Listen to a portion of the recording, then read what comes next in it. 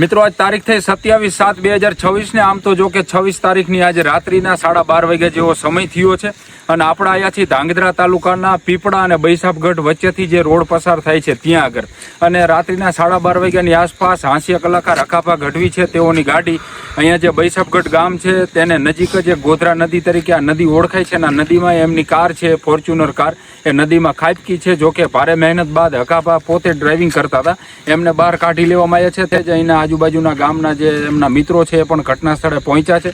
અખાપા આપણી સાથે છે, થોડી અખાપા સાથે જ વાત કરી. અખાપા, આ બાજુ ક્યાંય પ્રોગ્રામ હતો ને તમે આવ્યા હતા કે પછી ક્યાંય દર્શન કરવા ગયા હતા? આ બાજુ હળવદ બેઠા હતા બધા મિત્રો. એમાં ચિરાગ ભાઈ કે હિંગળાજનું મંદિર અદભુત છે આપણે અહીંયા. ક્યાં? પીપળા પાસે બૈસાપગઢ પાસે છે. રોહિતને ફોન કર્યો મેં, રોહિત મારો મિત્ર છે, તો કે હાલો દર્શન કરવા, મેં તને લેવા આવું અહીંયા આપણે નીકળી જઈએ. બૈસાપગઢ આવ્યો એટલે હિંગળાજ મેં દર્શન કર્યા. વળતા વેરા આવ્યા તો નાગદાદા આડે ઉતરા. નાગદાદાને બચાવવા મેં આમ કાવું માર્યું તો સીધી ઉતરી જતી ગાડી. બચી ગયા કારણ કે અડધી છે ને કે આમાં પલટી મારી હોત તો મરી જાય બધા એમાં. નદી કારણ કે અત્યારે વરસાદ પણ ચાલુ છે. અહીંયા નથી વરસાદ, અત્યારે હળવદમાં પણ ચાલુ ને અહીંયા વરસાદ આવેલો છે, નદીમાં પાણી પણ છે. તમારી ગાડી અડધી તો ડૂબી ગઈ છે. વિડીયો પણ અમે જોયો કે ગાડીમાંથી તમને આ લોકો અંદરથી છાતી હમાણું જે પાણી છે એમાંથી બહાર કાઢે છે.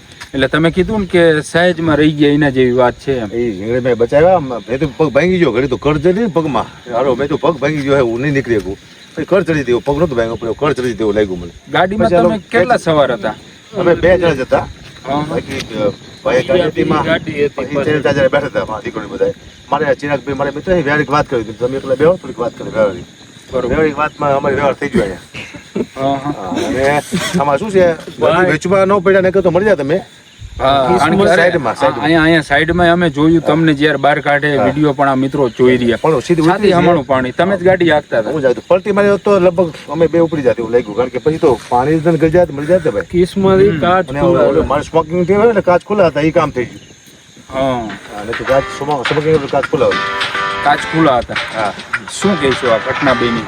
ઘરના બચી જ્યાં માતાજી કૃપા કરી દર્શન કરવા ગયા હતા. હવે કોઈ દી રાતે ક્યાં દર્શન કરવા જવાનું નહીં, દિવસે જવાનું, રાતે નહીં જવાનું. રાતે નહીં જવાનું. ઓકે, તો મિત્રો આ અખાપા ગઢવી છે ને એમની જે કાર જે છે ફોર્ચ્યુનર એ અત્યારે અહીં જે બૈસાપગઢ ગામ છે ધાંગધ્રા તાલુકાનું અને ત્યાં આગળ બાજુમાંથી જે ગોધરા નદી તરીકે આ નદી ઓળખાય છે અને આ નદીમાં ખાબકી છે. આ તમે જુઓ છો કે આગળનું બોનેટ તો આખું ડૂબી ગયું છે અને આ નદી જે આખી છે અને અહીંયા ગામના પાદર બાજુથી જે છે બરોબર.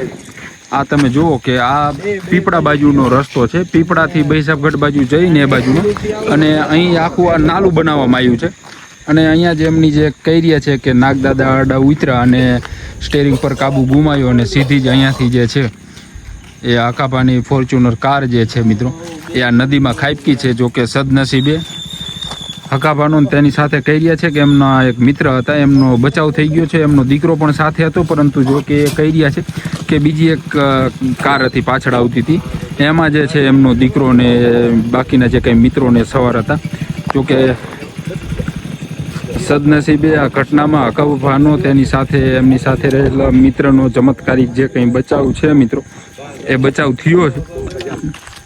અને આ તમે જુઓ છો કે આ નદી છે, ગોધરા નદી તરીકે બૈસાપગઢ આ ગામ છે અને ગામ નજીક જ આ નદી આખી આવેલી છે અને આ નદી ઉપરનો પુલ બનાવવામાં આવેલો છે. અને આ નદીમાં જે છે એ અખાપાની ફોર્ચ્યુનર કાર છે એ ખાબકી છે. અખાપા પોતે જ ચલાવતા હતા.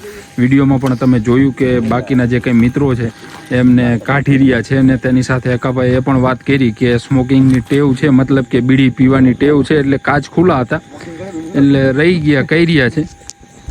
આભાર મિત્રો.